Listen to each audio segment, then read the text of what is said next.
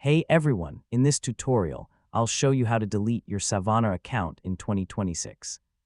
If you no longer use the platform or want to permanently remove your account, the process is usually quick and straightforward, so let's get started.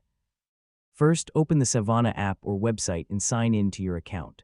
Once you're logged in, click your profile icon and open the *** settings * or account ** section.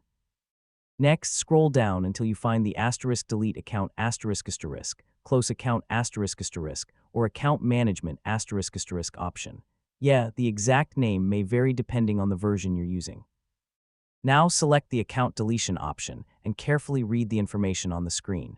You know, deleting your account may permanently remove your data, projects, and saved information. If you're asked to confirm your identity, enter your password, or complete any required verification step, then confirm that you want to permanently delete your account.